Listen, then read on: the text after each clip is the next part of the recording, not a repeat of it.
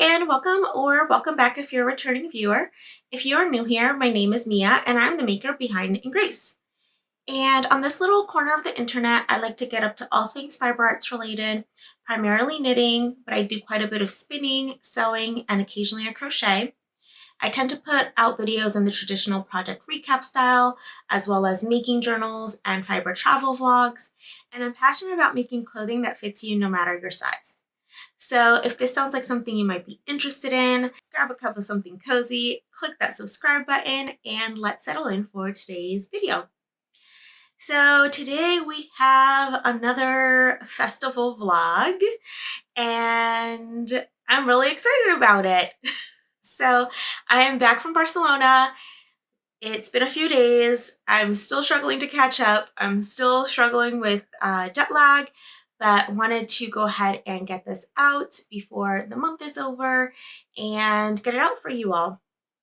So the way that I am planning on structuring this video, just so that you all know, and I have actually edited all of the vlog portions of the video. I was actually really good and really proud of myself that I got a lot of footage. But first, what I'll do is, and as always, timestamps will be below, so you can skip around or come back if you need to walk away from the video, because I imagine it's probably going to be a little bit of a long one. So I will go over sort of the first couple of days that we were in Barcelona. Then there'll be a little vlog footage of those days. And then I'll go over the actual 2 days of Barcelona Knits, as well as some additional things that we did on those days. And then I will also do, I think, the haul during that portion, or I guess I will go over Barcelona Knits, sort of tell you what we did, tell you my experience, do the little vlog, come back with the haul, as well as the final 2 days of Barcelona. And then I will go ahead and finish off with the progress that I made on the projects that I took with me, and also just wrap everything up for the video. So I do kind of have everything mapped out. We'll see if it goes. And I do have some notes if I start looking down. So yeah, let's go ahead and jump right in. But before I do want to chat about what I'm wearing today, which is the Mochi Slipover by Inez of Knit. It is out today as I am filming this, or yesterday if you are watching this when it goes live on Sunday. And I had the pleasure of test knitting the slipover for Inez. So if you watched my sort of road to Barcelona knits, where I was rushing around to get some things done, this is the slipover. I did get finished object photos of it. I'm not going to get into details in this vlog, because I do want to do a dedicated project journal on it, because I did make some modifications and whatnot. So, but I did want to mention it because obviously I am wearing it today. So I guess we will go ahead and settle into the story time portion of the vlog. And let's start with the first few days in Barcelona. So if you are new here or you have not been following along, I flew to Barcelona about a week and a half ago. So on Wednesday, I want to say it was like the 12th or something like that. And I came back. I was there for a week. We were there for 6 full days, 6 nights. And we got back on Wednesday the 19th, I believe was the date. And by we, I mean myself and my friend Tashi, who agreed to go on this trip with me. So I do have history in Barcelona. I did live there for a summer when I was in college. I lived there for about 3 months, I want to say. And so it was really great going back, and then specifically going back with a friend. I'd initially planned on going to the knitting festival by myself and then having my mom meet me, but plans change, and Tashi was gracious enough to agree to fly halfway across the world with me and attend the festival and do all the great things in Barcelona together. In terms of the sightseeing, the way that we travel, I think we travel really similarly, where we do like to get in a lot of sightseeing, but we also like to take our time and not rush around. So to me, as I recap this back, it does seem like we did a lot, or it doesn't seem like we did a lot, but we were there for a week, and I kind of wanted to focus not only on the knitting festival, but also maybe on some of the other experiences that are not as readily accessible, or I guess, I don't know, when you're going there. So some of these things you might be familiar with, some of them you might not. And I think as someone that lived there for a whole summer and I got to experience Barcelona, it's, and albeit, 20 years ago, so it's changed quite a bit. I think I was probably a little bit less into some of the big sightseeing things, especially because a lot of it has gotten so much worse post COVID, and we focus on some of the sort of less crowded sightseeing aspects of the city. So on day one, we did take an overnight flight. I always like to take an overnight flight into Europe, and so that I can stay up. And we planned on having just a slow day. And by slow, I mean just like eat and walk around the city, check into our hotel, and also be able to sort of reset our clocks as quickly as possible, knowing that we were going to go into a weekend of activities. So we got to our hotel, we changed, we dropped off our luggage because our room was not ready for us at that time. And we just started walking. So we went to a local coffee shop and just had the first coffee of the day, and, had a little bit of a nibble to eat, even though we had had breakfast on the plane, just to make sure that we were up and about. And so we decided while we were having coffee, just like, what do we want to do? And so Tashi pulled up the yarn shops in the area, and we saw that All You Knit Is Love is in the Gothic Quarter, which I absolutely love that area of the city. So we decided to head toward the Gothic Quarter for the day. So we took a quick cab ride from our hotel to the Gothic Quarter, and we went to All You Knit Is Love, where I did make the first purchases of the weekend. As we were walking around the Gothic Quarter, we then decided to hop into the Picasso Museum, which was really great. I feel like I would have gone to the Picasso Museum when I lived there, but I don't have memory of going to the Picasso Museum. I do have very specific memories of going to specific museums, specific towns. So I'm thinking that I might not have gone when I lived there, but it was really great to go and see all of his works and just, sort of ramble around the museum. We did a little bit more walking around the Gothic Quarter, and then we made our way to Nomad Coffee, which was recommended to me by my friend Eula of Woolen Twine.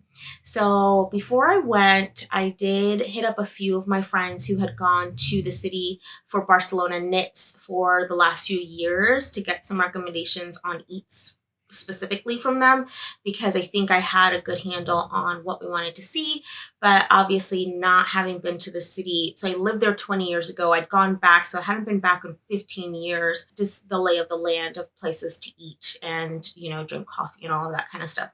Of course, with any European city, it's super walkable and you can sort of stumble on anything. But because I know that I have friends that go to Barcelona on a regular basis, I got some recommendations from them. So we did go to Nomad Coffee, and the coffee was absolutely amazing. I was like so close to bringing a bag home, but I resisted, especially because I can't drink much coffee these days. Then we walked over to La Rambla, and we just literally rambled our way down La Rambla. And while we were there, I took Tashi to the Boqueria market, which is the open air market with all the food stalls, and just had the experience of walking down La Rambla. I think that was my first experience of really seeing how the city had changed since I'd been there. And specifically, I know that it's gotten a lot more busy since COVID. And it was definitely overwhelming, but not in a super crazy way as I have been in some other places. But it was really interesting to see how that part of the city had changed, because I actually went to school around that area, and so very often, during siesta, we would go and just go into a tiny little coffee shop and like eat and read and do all the things. And it's definitely changed quite a bit. So from there, we just headed back to our hotel room. We actually ordered in dinner and we went to bed, and that was day one. Then the next day, one thing that I love to do in any city that I go to, but that I had specifically done when I was in college in Barcelona and I knew was a really great experience, are the hop on, hop off buses.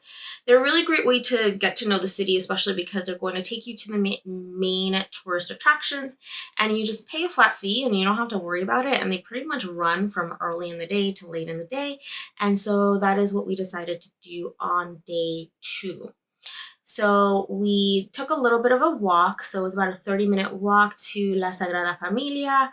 We actually did not end up going inside the Sagrada Familia at all during this trip. That is one of the things that has definitely changed, because I specifically remember just being able to eat and hang and, have fun in that area when I was younger. And so that was definitely a big sort of change. And we decided that we were not going to head up the Sagrada Familia. We loved the churches. We would see other churches. And so we decided not to go inside. But that was one of the stops for the hop on, hop off bus. And so we validated our tickets and we started our tour of the city. So the first stop that we took was, we did stop at Montjuic, which I had gone when I was in college, but I don't remember if I'd gone by myself. I think we went as a part of this group. So definitely hopping off the bus and getting a little bit lost as we walked around was really fun and interesting, considering the fact that we were still jet lagged.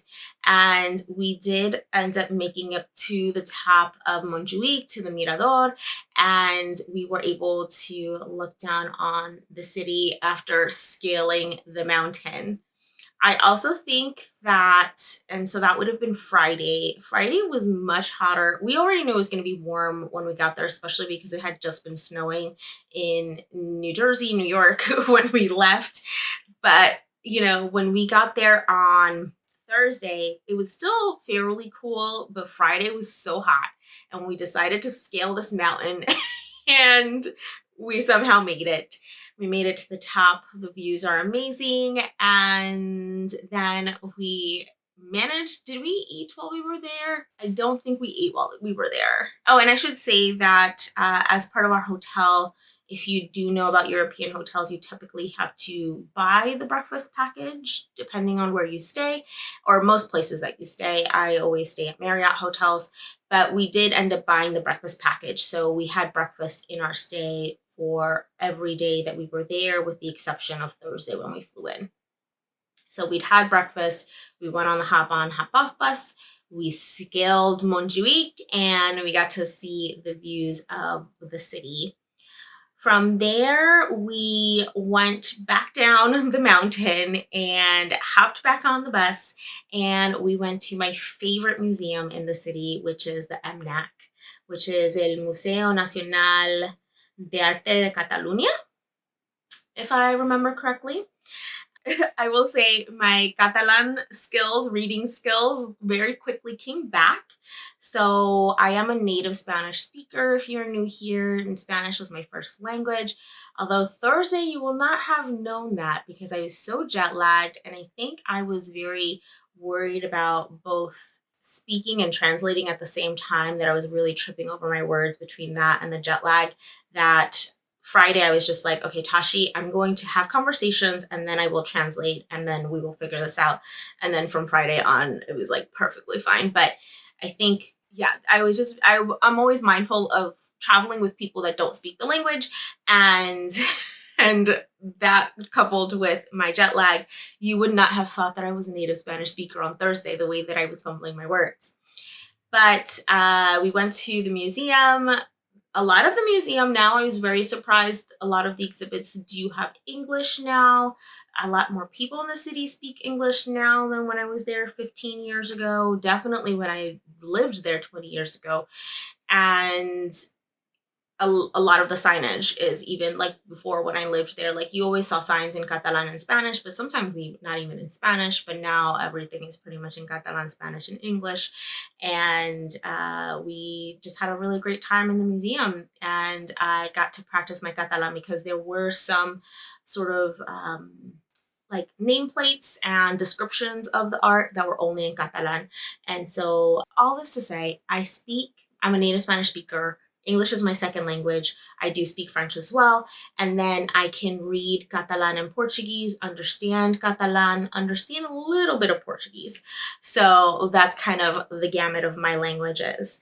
The Catalan came very easily to me. We had a really great time at the MNAC. There was a really, really great exhibit on a Catalan cartoonist that was part of the war effort during World War II, and there was an exhibit on his works. And so he was originally from the Catalonia area. He'd moved to Paris, then moved to London, and then moved back to the Catalonia area where he was part of the war resistance in the form of his political cartoons that he put out. And so that exhibit was absolutely amazing. If you are there, I think it's there until April, if you do end up going to Barcelona between now and then.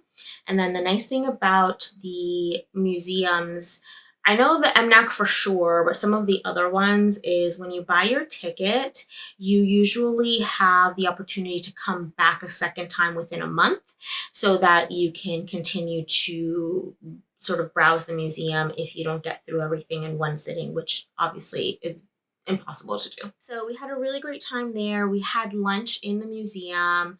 And I think that for anyone who knows me and sees any of the food clips, I am primarily vegetarian at home. Well, I'm pretty much vegetarian at home. I am primarily pescatarian, and then I say I'm flexitarian when I'm out and about. But when you're in Spain, there's so much meat and the food is so good. I was just like having all of the bocadillos de jamón ibérico, and it was just like, like my pan tomate. It was just amazing. But anyways, we had lunch at the museum. We got back on the bus and we got off the bus just to do a quick walk around Plaza España, just so that Tashi could kind of see how some of these squares, but there were circles, are set up there. And unfortunately, the Plaza España, they are currently doing some restoration of the monument. So we weren't able to get up close to the monuments that are there, but we were able to just sort of walk around and get back on the bus. From there, we got off the bus at Passeig de Gracia and we walked to La Pedrada as well as Casa Batlló so that Tashi could kind of see the iconic buildings. We didn't go inside because by that point it was nighttime. I want to say it was like almost 7 p.m. By that point, we ended up rambling down Passeig de Gracia and we found a small restaurant where we had really great paella, we had really great wine. The server gave us some free limoncello and we were like, well, there goes our walk home because we are toasty. And so we ended up grabbing a cab home and got ready for day one of Barcelona Knits. So I will stop here and put in some of the vlog footage for the first 2 days, and then we'll go ahead and talk about Barcelona Knits.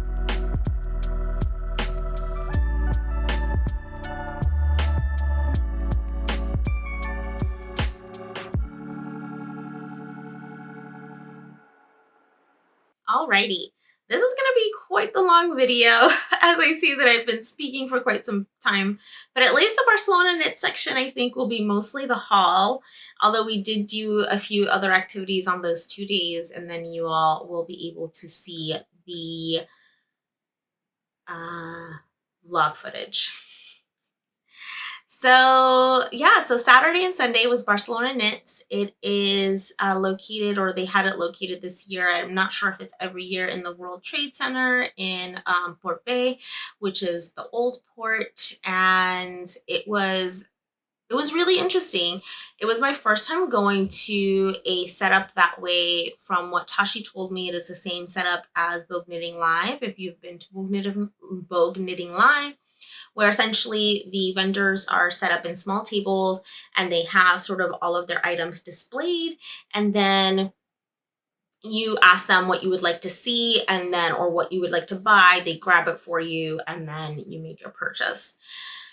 I think that was definitely an experience for me. One, I think there's a cultural aspect, which I think, I'm used to, I think, but just having to get used to again, as much as people say like Americans this or Americans that, I think we have a very strong concept of personal space, which isn't always the case when you go to European countries. Not that everyone does not have the same sort of thought around personal space, but when you get into sort of these crowds and situations like this where there's a lot of tourists, and obviously not only sort of locals, people who are coming out, it was definitely a little overwhelming with regard to just the amount of people. And what I like about festivals like a Rhinebeck or even a Flock, which is smaller, is that sometimes, you can sort of tuck into the booths and get away from the madness of the people that are sort of shoving and touching and trying to do things. And so that part of the weekend was a little bit overwhelming. But other than that, I think that it was a really well-run event. The vendors were amazing. It was really fun to see a lot of vendors that are new to me. There was actually quite a bit of hand-dyed yarn, which I didn't think that I would see as much of, although definitely not as much as you would see at some of like the ancillary Rhinebeck events or Flock or something like that. But there was definitely quite a bit of hand-dyed yarn as well. But we really try to focus primarily on getting special European yarns, specifically Spanish yarns as well, so that we could come home with some real sort of gems that we wouldn't be able to get back home, or that if we did get back home, it would be a little bit more expensive to bring in because of shipping and taxes and tariffs and all of that. Day one, we started off at Barcelona Knits. Then we did sit out in the terrace area for a bit and did a little bit of knitting. Then we went to lunch at a bar that Eula recommended, which is called Bosque de l'Efad, which I haven't looked it up again, but I think I know Bosque is bosque. It's forest.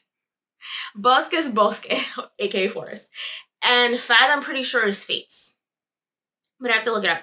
It is a Lord of the Rings themed bar, and it was so fun. First of all, the drinks were amazing. The food was really great. The food was just really great bar food. So I specifically, kind of got the tapas that were traditional bar food tapas, so that, we wouldn't be disappointed if we wanted to get some fancy tapas. You don't get fancy tapas at a bar. It was a vibe. It was really fun. I did some knitting. While I was there, I was texting with my sister because my sister was also in Europe at the same time. She was in Vienna, and she decided that she was going to put in a knitting order. And, I don't often knit for my sister because she is a little picky. And I figured, well, if she's putting in a knitting order, let's see what she wants. And so we were going back and forth and giving her ideas and things like that. After lunch, we walked back to Barcelona Knits and did a little bit more shopping. And then we headed back home and we had dinner at the mall. So we were just a few minute walks away from a mall near our hotel. And so we ended up going there because I did need to get a charger for my MacBook, which I forgot. We'll never make that mistake again because I had to pay 150 euros for a new charger. More the adapter than anything. The cable itself was only 30 euros, I think. It was like 25 or 30 euros, but the adapter itself was like astronomical. So we'll never forget my cord ever at home. And the irony being that I do have all of the all of the prongs for my adapter. So really annoying, but we ended up having dinner in the mall just at kind of like I guess it is a fast food place, but it was like a Peruvian restaurant, fast food mall type place. But the food was absolutely amazing because you're in Europe and it's not like fast food here. That was day one. Day two, we decided that we wanted a later start, especially since we did the majority of our shopping on day one. And we went to the aquarium. So if you've been following along with mine and Tashi's sort of vlogs through Rhinebeck through now, we keep finding like these little things that we both love that are very niche. We found out about our mutual love of everything Sister Wives and David Attenborough when we roomed together for Rhinebeck weekend. This weekend, we found out about our shared love for visiting aquariums whenever we travel. If you've been here on the channel if you've watched the channel for a while, you know that wherever I travel, I always go to the aquarium and I put in way too much aquarium footage. But we went to the aquarium, we had lunch at the terrace outside of the aquarium, and then we headed to Barcelona Knits Day 2, and that is where you're going to be able to see in the footage. I did a lot more touching. We were able to do a little bit more filming, so we have some longer clips of that day in the vlog footage. And then I think, what else did we do? Then we walked back to the Gothic Quarter. We were originally going to go to a restaurant that Eula recommended, but we got there a little early for the bar opening, so we weren't able to eat because we hadn't made dinner reservations. So we just rambled around. We found a restaurant which was absolutely amazing, and then we made it back to our hotel room.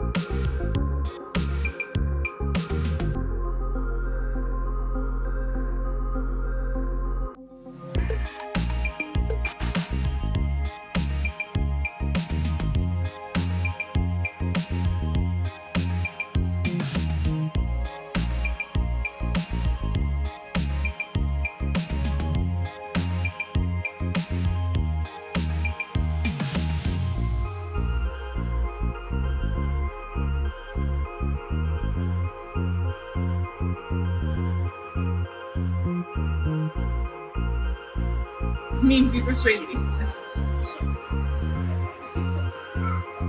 Why are you fighting?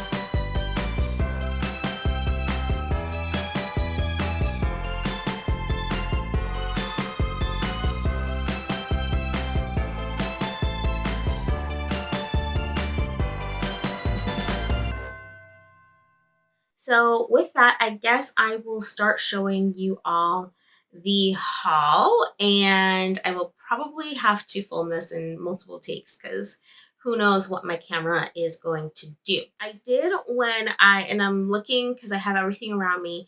When I packed everything up, I tried to pack everything up in kind of a way that made sense. So we will see how this goes. So I did come home with a couple of new project bags because, you know, who doesn't need project bags?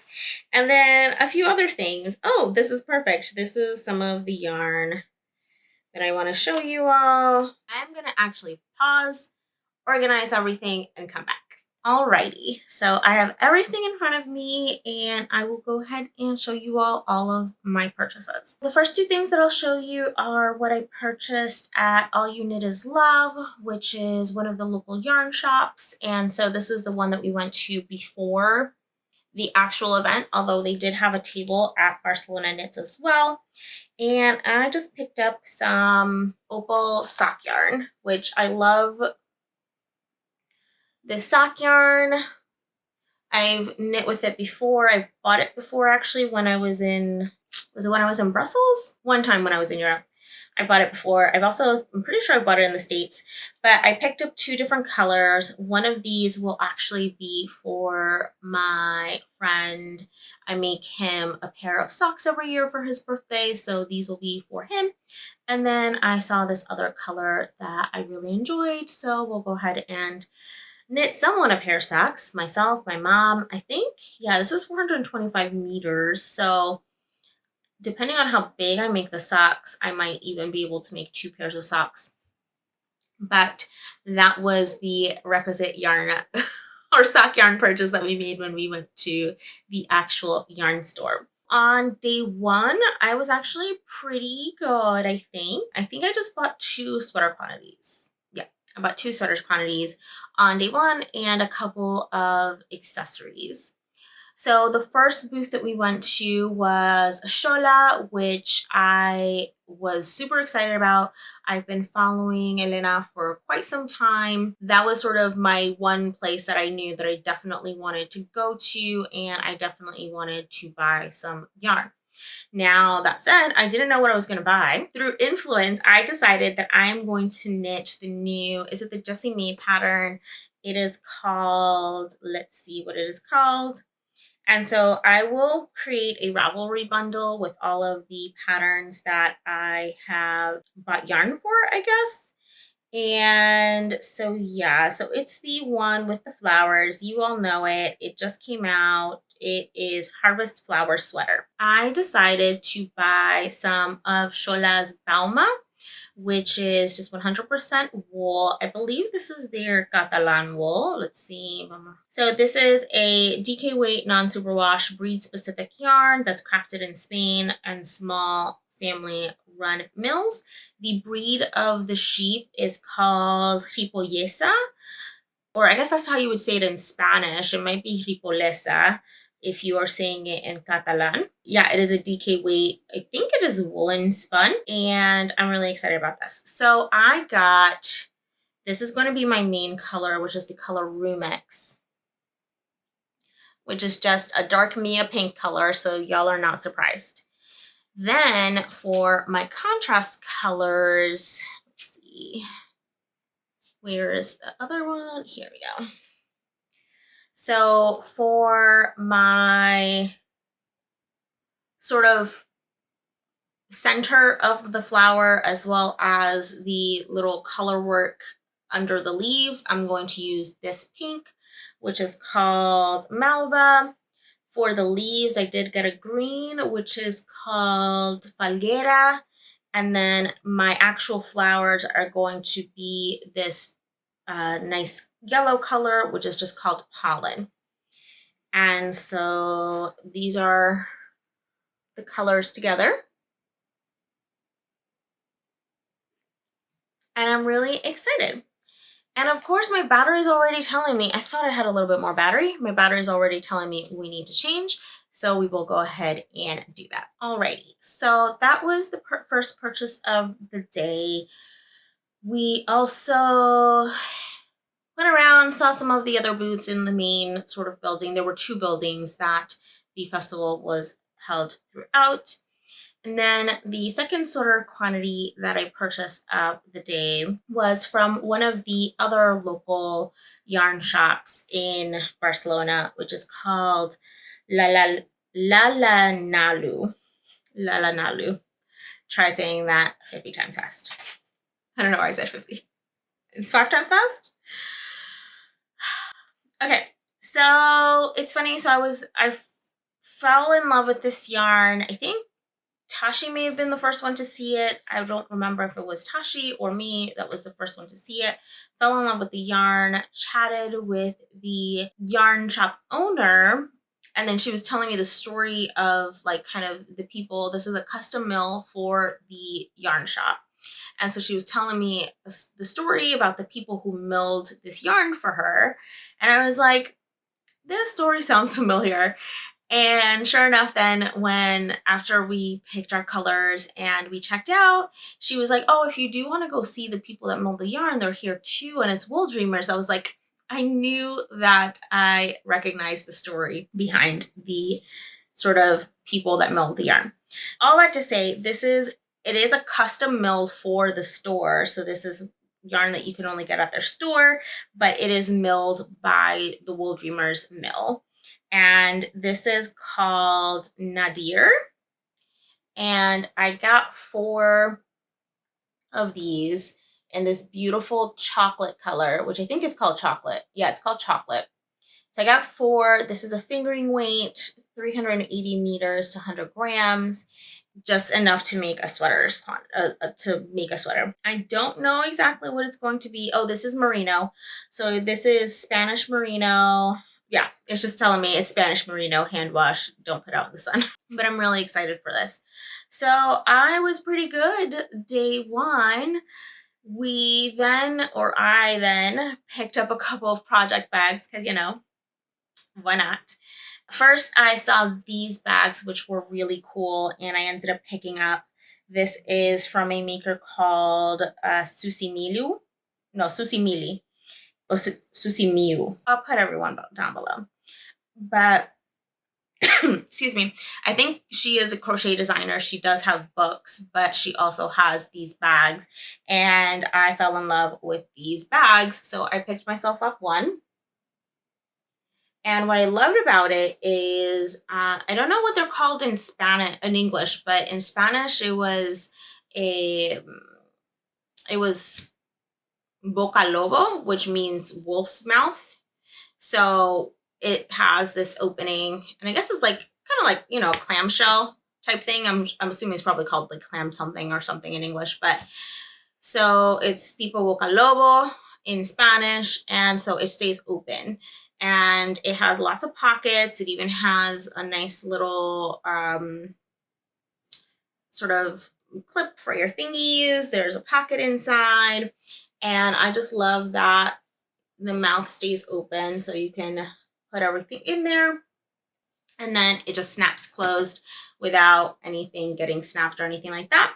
And then I do like that she has 2 little tabs on either side.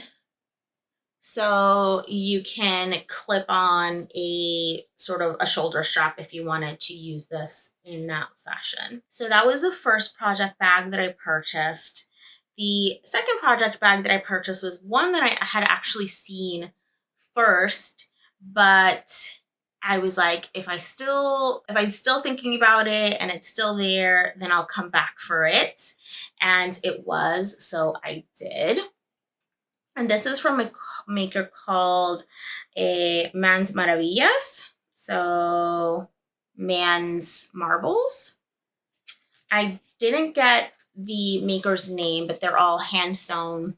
And of course, like I mentioned, I'll put everything in the description below. And I bought this beautiful rectangular box bag. And so it does have some handles. And that is the print. Funny enough, Tashi ended up getting a different bag in the same print from the same maker, and that was day 1. So 2 project bags, 2 sweater quantities. We're rocking and we're rolling. Then day 2 happens. So for day 2, I did specifically want to go back for some yarn for my sister. So we did end up stopping by a booth on day 1 that I thought would be good, but because my sister and I hadn't sort of solidified what it was that she wanted in terms of color and style, we beelined for that booth. And it happens to be, I think, the 3rd yarn shop that is in Barcelona. So we got to see all of the yarn shops in Barcelona. I think it's just the 3, 1 in person and then 2 at the actual festival. And I picked up a few things from them because when we had walked by the booth, I was just like fell in love with their yarn. And then it was actually nice to go on day 2 because we were able to sort of take our time, chat with the proprietors, and really touch and feel everything. On day 2, we ended up getting only neck thing quantities, which is still a lot, but you know, it's neck things, so it doesn't seem like it's a lot. First thing that I got, this is going to be for a cowl for my sister that she has requested for her birthday / Christmas. Her birthday is in December. And it is from the Knitted Closet, which is the yarn shop. And this is yarn that's milled for their shop, and it is their tweed merino base, which is a 100% superfine merino tweed. And it is 382 yards to 50 grams. And so I actually got 4 of these, and this is the color wheat. And so this is made in Italy, it looks like. Yeah. So this is the color wheat, and I got 4 of these. I will hold them double to make a cowl for my sister for her birthday / Christmas. While we were there, they did have a book of actually a lot of combinations of their yarns swatched up. So not only the yarn swatched up on its own, but also something like the tweed merino swatched up with their silk mohair.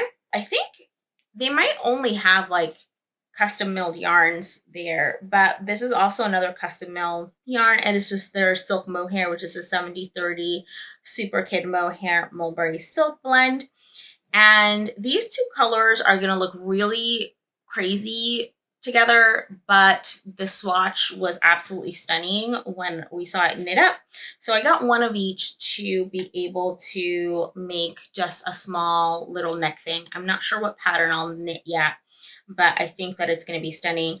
And so I did get another ball, just a single ball of the tweed merino. This is the color copper, and then the silk mohair is the color dark rose, because of course.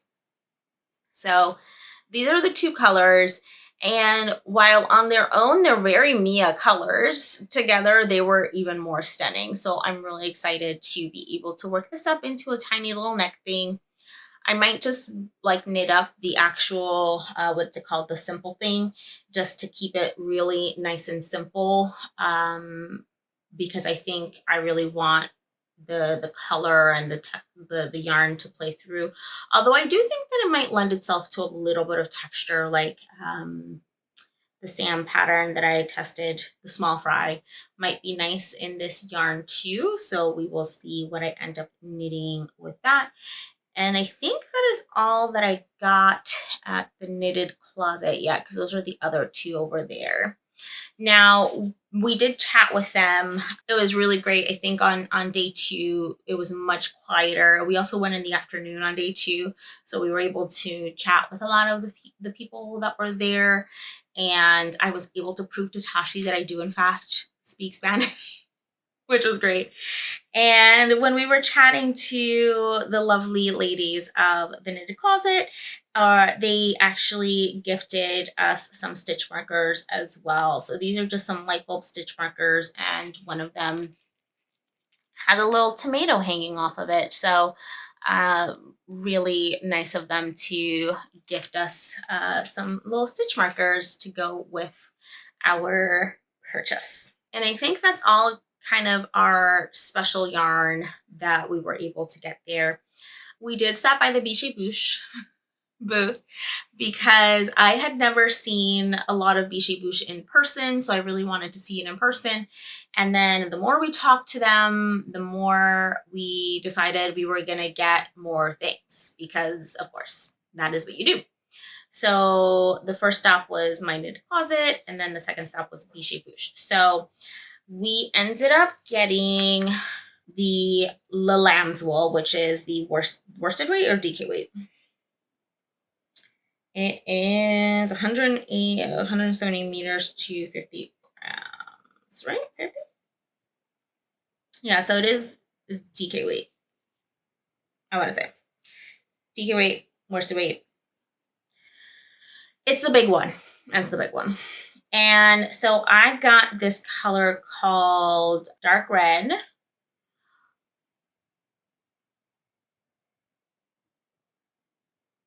And this is specifically to make one of their patterns. Do I have the pattern in mind, in my head, written down? I do not. Did Tashi also get yarn this same yarn, but not in the same color, to make the same pattern. So I will hopefully be able to ask them and put it in the description. Yes, they did. So that was that. Then as we were touching, as one does, we decided that we were going to make Isla shawls because we are just in our tiny neck thing era. So we are making tiny neck things. I'm also making slipovers, although I got 2 sweater quantities. But I got some really fun colors to knit the Isla. I think that none of these colors are going to really be a surprise to you, but maybe I did go a little punchier for one of the colors, maybe 2 of the colors as well. So this is Le Petit Lamb's Wool, which is the fingering weight. And so it is the colors, well, I'll show you first and then I'll tell you the colors. So the Isla shawl is a Biche Bouche pattern, and so we got 1 of each color to make the shawl. And so again, none of these colors are really surprising to you, maybe just a little bit how punchy this one is. It might be a little bit of a shock, but these are very much in line with Mia. And so the beige color is just called beige. The red color is called Norwegian red, and the orangey brown is called soft orange brown. So that is going to make a cute little Isla shawl. And we will see what else. I think we were chatting with her and she said like you would keep adding repeats and just make it a little bit bigger. So I have not bought the pattern yet, so I will have to figure it out. It was technically a kit where if you were buying the 3 balls together, they gave you a discount off of the 3 balls. So then when you go on Ravelry and you purchase the pattern, you purchase the pattern full price, but you will have already gotten the discount on the yarn. So it was kind of a faux kit, if you will. And then because we were chatting them up as well, they also gifted us a little project bag, which was really sweet. And so now I have a little Biche Bouche project bag that I can put all my Biche Bouche yarn in and knit my tiny neck things as we are talking about this. I don't know if Tashi's announced it yet, but there is a reason why I keep saying tiny neck things. So if Tashi's not announced it yet, I'm not going to get ahead of it, but definitely keep an eye on Tashi's channel because there will be a little make along that is going to be coming out soon. I think we have one more thing. Yes, one more thing. So, 2 more things. 2 more things. One more yarn. So we also ended up going to the Mayak booth. I think we actually went to the Mayak booth on day 1, but it was just like so crowded. We ended up going back on day 2 because we were chatting with Sam and she wanted us to stop by. And so we did. And then we also started petting yarn. Day 2 was also the day that we pet all the samples, which is probably why we probably bought a little bit more yarn than we were intending to, because as you touch samples and you get to see them in person, that's when you buy yarn, which obviously is smart. It's smart marketing. So obviously it's exactly what we did. So we ended up buying 2 skeins from Mayak of their baby camel, which is this a DK weight or sport weight? Sport weight. This is for another tiny little neck thing that is in one of the Lina books. I'll have everything in the Ravelries below. So we got 1 of each to make the little neck thing. And why isn't it coming to me? It is actually in the vlog. But so I got 1 each of the color Desert Rose and Gobi.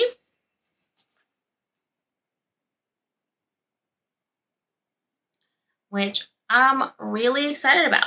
So I'm really excited about all the tiny little neck things that I'm going to be making. I'm excited about my sweaters quantities and some of the special yarn that I got. So the last thing that I wanted to show you all, which I guess will lead perfectly into showing you the vlog and then ultimately going over how I did with my knitting, is some buttons that we picked up. So we did go to a booth. Her name, or her shop's name, is Kamalir, which is she makes porcelain buttons. She had other things as well, and her booth is absolutely stunning. And so I did pick up a couple of buttons. The reason why I say this is going to go perfectly into sort of my projects is because I did pick up some buttons for my Eva cardigan that you all know I was working on. So first I'll show you the first set of buttons that I got that are not for the Eva cardigan, but they were just so beautiful, so I had to get them. And so they're like purples and browns and golds. So I thought that those were really lovely and go well with my color palette in general, so that I can eventually find something to use them for. And then the buttons that I got specifically for my Eva cardigan are these. And so it will have sort of mismatched buttons. And the fun thing about this is that the bottom button right here, so this little speckles one with little gold leaf dots, is the set of buttons that Tashi got for their Eva cardigan. So they got a full 6-piece set of the same button. And so I will put that one in mine, and then I will choose probably 3 other buttons. I think it's 4 buttons into my cardigan. That is the haul. This is going to be the world's longest video. I will let the vlog take over, and then I will come back with an update on the knits that I took for the week. So this is editing Mia, realizing that I didn't walk you through the final couple of days in Barcelona, but they were pretty quiet, and we just did a lot of hiking and meandering around the city. I think that I've done a pretty good job of putting in captions so you know exactly what we did when, and I'm gonna let that vlog footage roll, and then I'll come back with the wrap up of the video.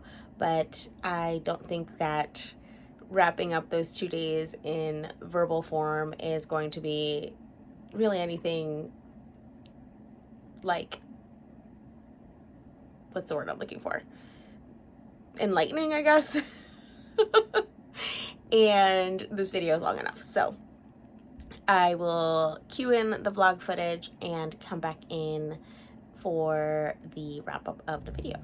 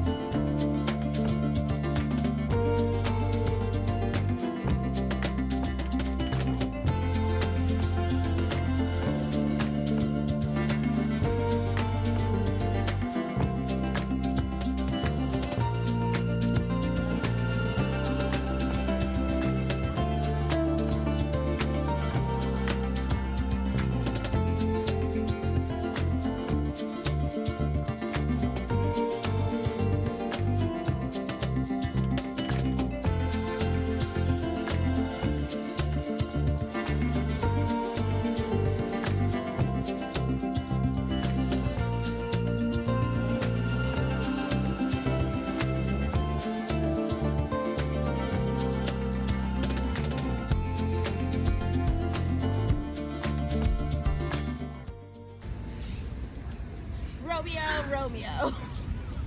Is it Wherefore art thou? Romeo. Oh my god, my Shakespeare teacher would be very disappointed.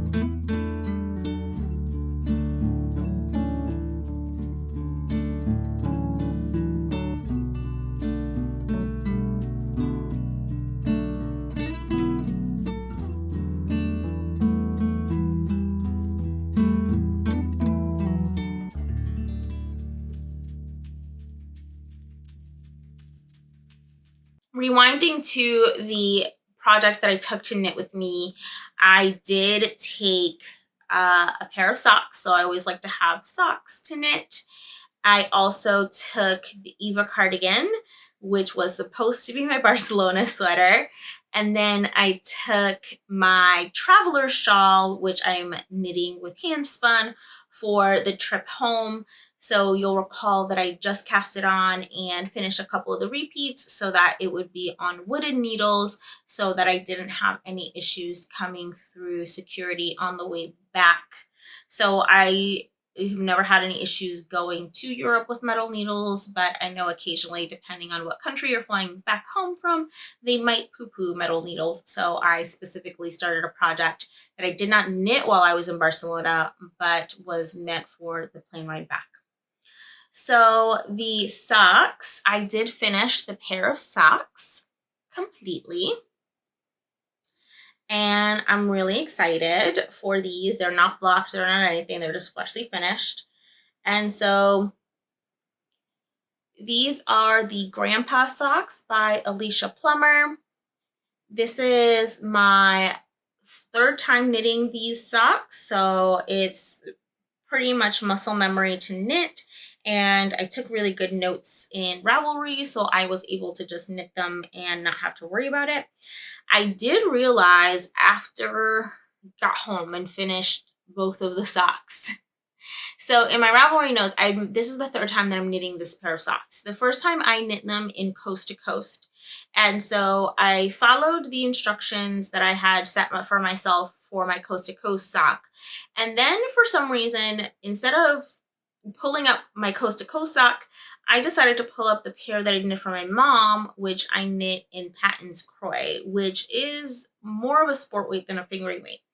And so the reason why that matters is because Patton's Croy being a sport weight means that I did less repeats for the foot than for the Coast to Coast sock. So I knit these based on the notes that I made for my mom's socks, which fit her because of course it was thicker yarn. Luckily though, I've tried them on and they fit, so I don't know.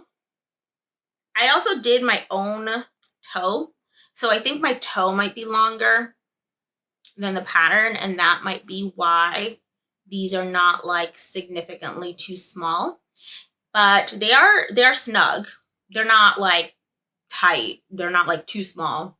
But yeah, note to self, when you're following your notes and you're being good about taking notes, make sure you follow the notes for the right yarn.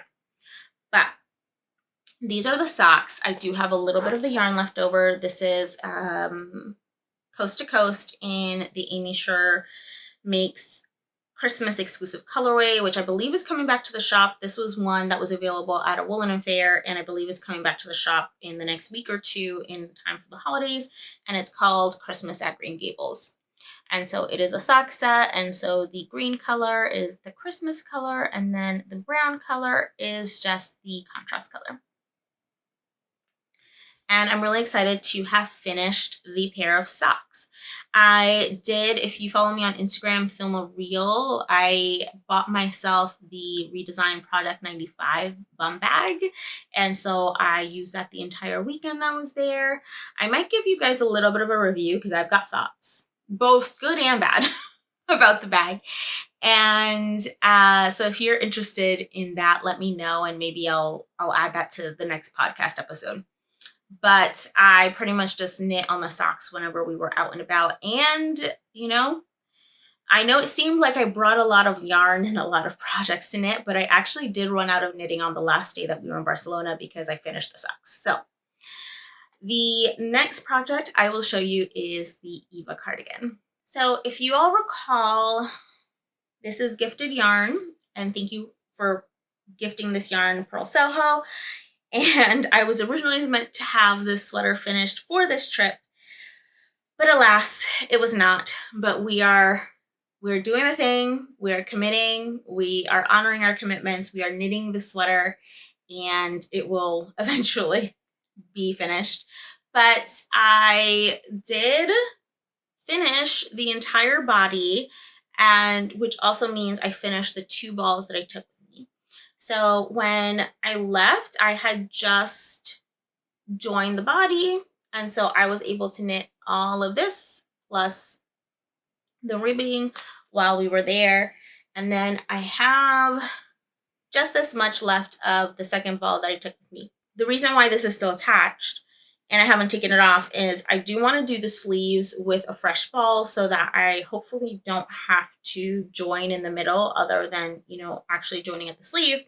But then the nice thing is we actually are going to do so we've kind of pivoted a little bit. I think originally I said I was going to do a 1x1, but I did decide to maintain the 2x2. And then I actually did, there we go. So I decided to bind off knitwise. I did 2x2 binding off knitwise. And so now I'm going to, since the yarn is still attached, I'm going to do the pickup for the double knit button band. I like to do the button band before the sleeves because once you have it closed, you're able to really gauge a little bit better how the sleeves will fit. I also am making this oversized, so that's another reason I will likely knit the sleeves longer than I usually knit the sleeves, so I definitely want to knit the button band first. So I finished the 2 balls that I took with me, I finished the body, and now I just need to do all of the miles and miles of double knitting so that I can do the sleeves. And so that is a change to the pattern because the pattern has 2x2 ribbing throughout. And I guess actually the buttons are here, so I can show you what the buttons will look like next to the cardigan. We're also thinking that because this is sort of an oversized cardigan and Tashi and I are going to have yarn left over because we were originally intending on knitting a different pattern, that we are going to swap a skein of yarn and then do a contrast like patch pocket, because we did see a Ravelry inspiration of someone who had done the patch pocket that was really fun. And if I find the project page, I'll link it below for you all to see. And so I thought it would be really fun, especially because it is sort of like an oversized cardigan, to make it a little bit of a grandpa style, and because our colors are siblings, so I'm using the sweet apricot and I forgot what their color is called, but it's the red. So it's essentially, mine is more of the orange color and theirs is more of the true red color, but they're sister colors. And so I thought that having the opposite color patch pockets would be nice, and I'm really excited about that. And then my last and final project that I took with me, I've actually put it in my Mans Maravilla bag, and it is the Traveler Shawl. And I think I have 3 more repeats and I'm finished with the first triangle. And I knit on this exclusively on the plane ride. So I didn't knit on this while we were in Barcelona.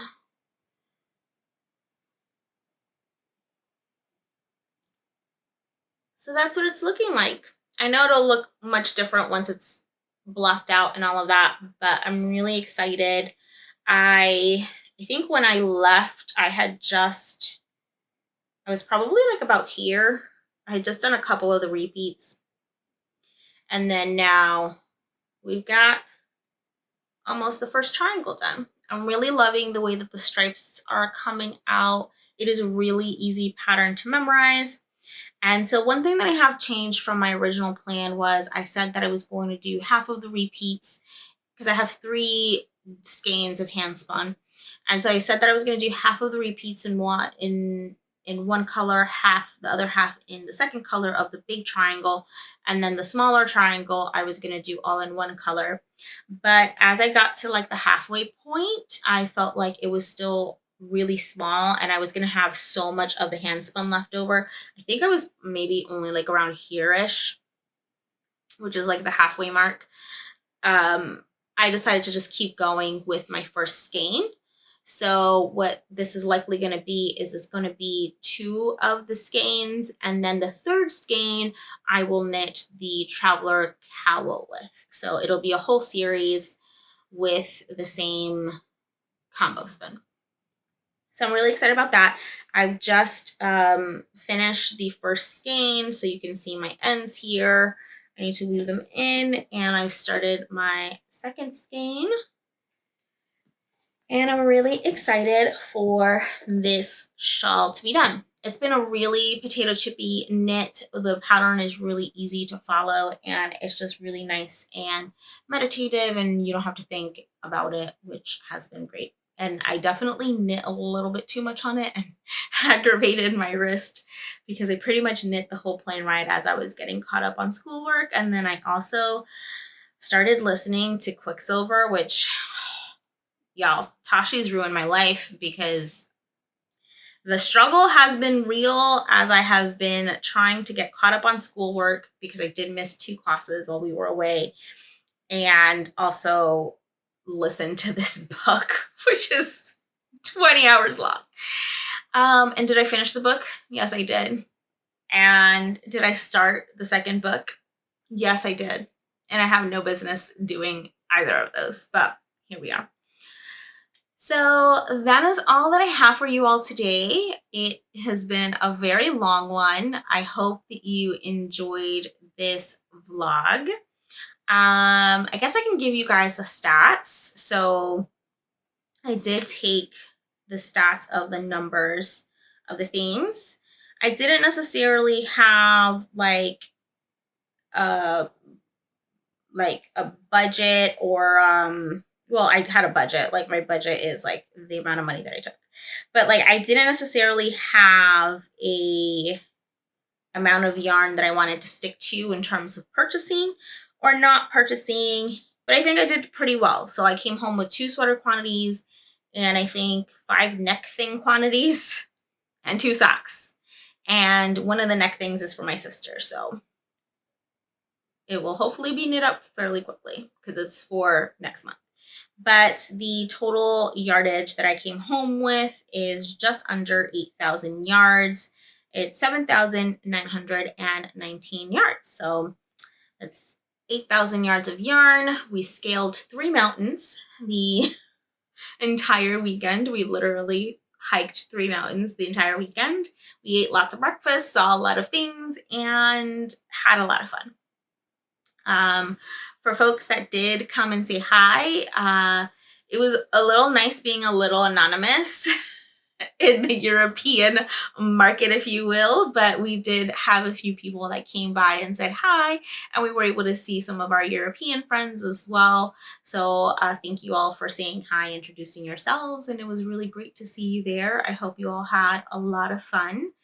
I will definitely do it again in the future. I'm not sure when, but it was really great to go there and kind of revisit a place that was such an integral part of my, now that I see myself back as my childhood. At the time I thought I was an adult, I was like 19 years old traipsing around Europe. And yeah, it was just really great to get out of the normal and get away. I think it's my first vacation in a while that I was completely able to unplug, even though I had some school, and really just kind of had fun. And I came back and it was a little bit of a emotional downer the first day that I came back because I was just like, I had so much fun and such a good time. And Tashi and I just, gel so well that coming back to reality was a little harsh, but it's been great. So I hope that you enjoyed this vlog and haul and all the things. I do eventually want to get a project journal out for the Mochi Slipover, as I mentioned. I'm not sure if that's going to go out before or after the podcast episode, but eventually you will see that. If not, I will see you for the podcast as normal, which is the first Sunday of every month. And if you are in the States and you celebrate, happy Thanksgiving. We have a few days off here. I'm going into final season, so I have more like 1 day off because I have several papers to write and before the holiday break. And yeah, we are just getting cozy and doing all the things before the semester is over. So until my next video, be sure to take care of yourselves, your loved ones, and each other. and I'll see you in the next one. Bye.